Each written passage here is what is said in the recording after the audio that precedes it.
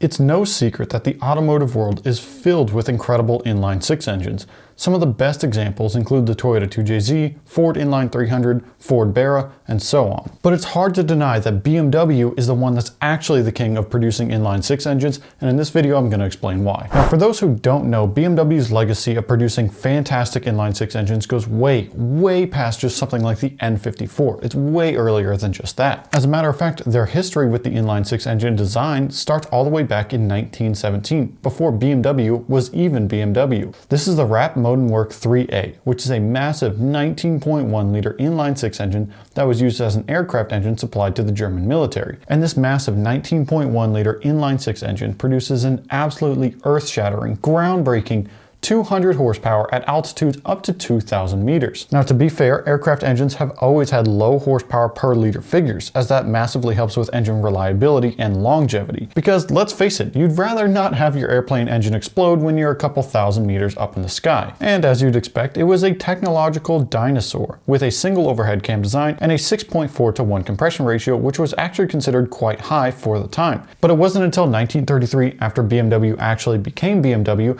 that they introduced their first automotive-based inline-six engine, which is the M78, which was a little engine series with displacement options from 1.2 liters up to 2 liters. After the M78, we saw the M328, the M335, and the M337, all of which are important to BMW's inline-six history, but frankly, they're a little bit boring, so we're going to skip ahead to 1968, when BMW introduced the M30. Now, the M30 was introduced following the introduction of the BMW M20, and they were produced alongside each other throughout the M20's production history. Back to the M30 though. This engine was roughly based on the BMW M10 four-cylinder engine, which itself was the basis for the S14 engine that ended up powering the E30 M3. Anyways, the M30 engine was part of BMW's M series engines, and with that came a few unique and advanced design choices, including an aluminum cylinder head rather than iron, and hemispherical combustion chambers. That's right, this engine was technically a Hemi. One of the most iconic iterations of the M30 engine was the M30 B35, found in the BMW 635 CSI and 735i. This 3.5 liter engine produced a respectable, at the time, 218 horsepower and 224 pound-feet of torque. And ultimately, this engine ended up becoming a performance staple, just a staple of BMW in general throughout its entire production run. Jumping forwards in time, we have the M88 and the S38, both of which were introduced in 1978 and continued their production until 1989. The M88 was based on the dual overhead cam version of the BMW M49, which itself was the engine used in the BMW 3.0 CSI race cars. And interestingly enough, it was produced alongside the M30 that we had previously mentioned as more or less a high-performance version of the M30. An important change here is a switch from single overhead cam to dual overhead cams, which resulted in a pretty large power jump, all the way up to 273 horsepower and 243 pound-feet of torque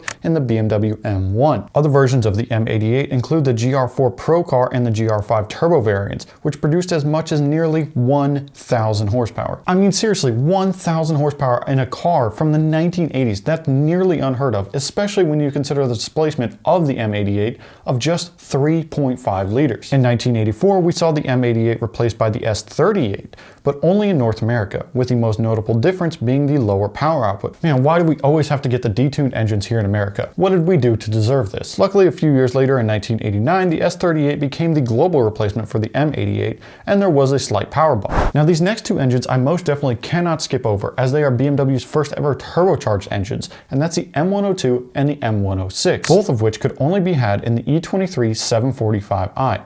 And neither of them were particularly impressive in terms of power output at about 250 horsepower for both models. And I think it's important to note that although the M102 and the M106 were BMW's first turbocharged inline-six engines, they were not mass-produced inline-six engines. So for a lot of people, they kind of skip over these engines in terms of BMW's history and instead refer to the N54 as BMW's first turbocharged inline-six engine, but we'll get to that later in the video. So up until this point in BMW's history, they already had a pretty impressive legacy of producing inline-six engines that offered quite a bit of performance while also being reliable, but there's still so much more to cover. Jumping forwards to the late 1980s, we'll find the engine that replaced the M20 with the M50, which took a massive step forwards in terms of innovation with a dual overhead cam setup, coil-on plug ignition, a plastic intake manifold, vanos on the later models, and so much more. But it wasn't until a few years later, in 1992, that we saw the high-performance version of the M50 introduced, which was the S50. Now this engine made its debut in the E36 M3, which is still known and loved among BMW enthusiasts as one of the best M cars ever built. And the S50 engine showed BMW's dedication to the inline-six engine platform, to building high-performance,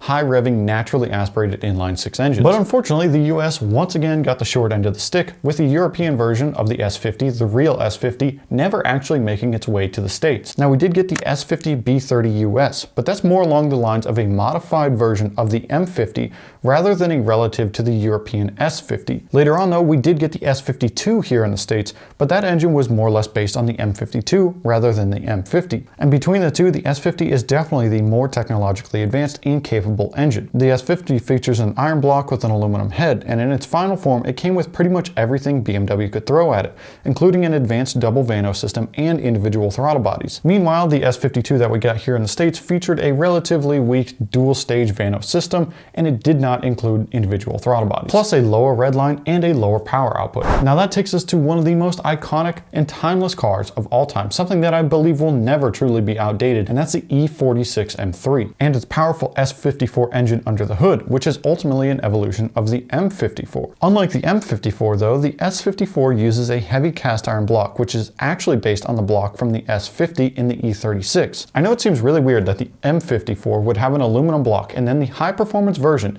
the S54, has an iron block. And it sounds weird because, well, it is weird, but that's just how it is. Realistically, the S54 is more of an evolution of the S50 rather than the M54, but that's a topic for another day. Total displacement for the S54 was 3.2 liters, which was up from the previous version, the S50, at 3 liters. Inside the S54, you'll find a forged and nitrated crankshaft with 12 counterweights, forged connecting rods, and high compression forged pistons. All of this was done to help the rotating assembly handle high RPM stress, with a red line of around 8,000 RPM. The aluminum 24 valve cylinder head got a pretty major redesign as compared to the S50's head. Not only is the S54 head lighter, but it also includes an improved continuously variable double vano system, new hollow camshafts, and finger followers instead of the old bucket style lifters. One of the most notable features of the S54 can be found on the cylinder head, and that's the intake manifold, which itself included individual throttle bodies rather than a single throttle body, which helped massively improve airflow and total performance. This is something we did see on the Euro S50, but didn't see on the American S52, so it was a great addition to the S54. And all of that fancy stuff equals out to a power output of 338 horsepower and 269 pound-feet of torque. That might not sound like a whole lot of power, but when you consider it's a 3.2 liter naturally aspirated engine, outputting 338 horsepower is a pretty big feat. In my opinion, any automotive engine that produces over 100 horsepower per liter naturally aspirated is definitely an impressive engine. Now that takes us up to the engine that many people call the modern 2JZ, and that's the N54. Remember when I mentioned this engine earlier? Well, this is BMW's first ever mass-produced turbocharged inline-six engine, but mass-produced is the key word here. Up until 2006, BMW was focused on naturally aspirated engines.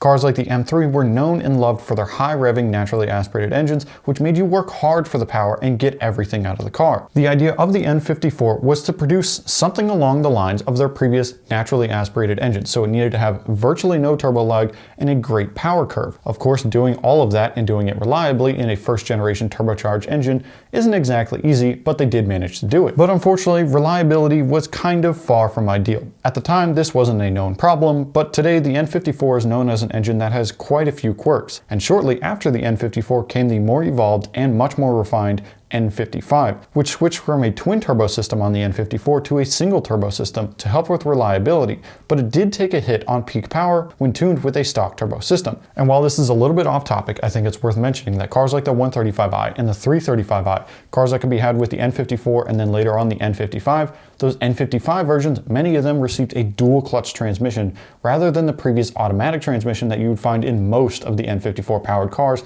and that dual clutch transmission was a massive improvement in just about every way. And built off of the N54 and N55 platform came one of BMW's best performance engines ever, the S55, which is the engine that powered the F80 M3, F82 M4, and later on the M2 competition. Of course, it's a big and bold claim to say that the S55 is BMW's best performance inline-six engine, but in the context of aftermarket performance, it's almost impossible to deny. Now, starting with the basics, the S55 is based on the N55 that we just talked about, but with a focus on massively improving performance and reliability when it comes to track use. But the S55 is unique in the fact that it's based on the N55, but it ditches the single turbo system to revert back to a twin turbo system, something along the lines of what you would find on the N54. Now, this was likely done because BMW just simply could not reach the power levels that they were chasing while also keeping turbo lag to a minimum and maintaining a relatively flat torque curve. Now, depending on the application, power output for the S55 ranges as low as 404 horsepower in the M2 competition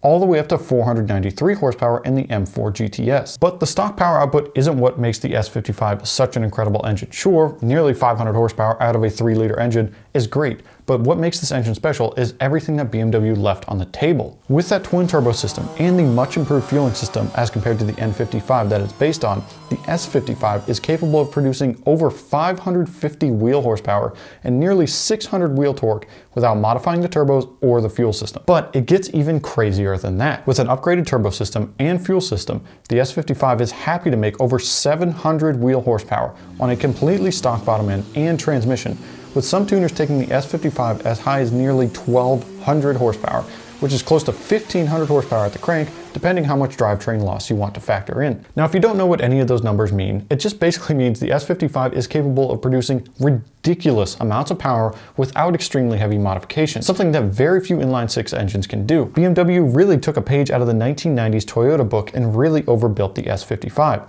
It's an engine that's happy and very capable of making something like 700 horsepower at the crank while maintaining excellent drivability, a fantastic power curve, and a highly responsive dual clutch transmission behind it. Now, it is worth mentioning that the S55 is not a perfect engine, and it does have one major flaw, and that's the crank hub, which is known for spinning off of the crank and causing catastrophic engine failure. The problem is that BMW designed the OEM crank hub with 2 gears, one of which is for the timing system, but these gears have the ability to spin separately of the crank hub if enough torque is applied to them. If the crank hub spins, it can alter the valve timing, and if you're unlucky enough, it can cause piston to valve contact and grenade the entire engine. Luckily, there are loads of aftermarket solutions to solve this problem, but of course, it's worth mentioning. Now, that takes us all the way up to 2020 when BMW launched the G80 M3 and its hideous front end. Seriously, why does this thing quite literally look like a pig from Angry Birds? I don't understand who came up with this front end design. It's hideous. On a more serious note, the S58 follows in the footsteps laid by the previous engines, with a 3-liter displacement and twin turbos strapped to the side of it.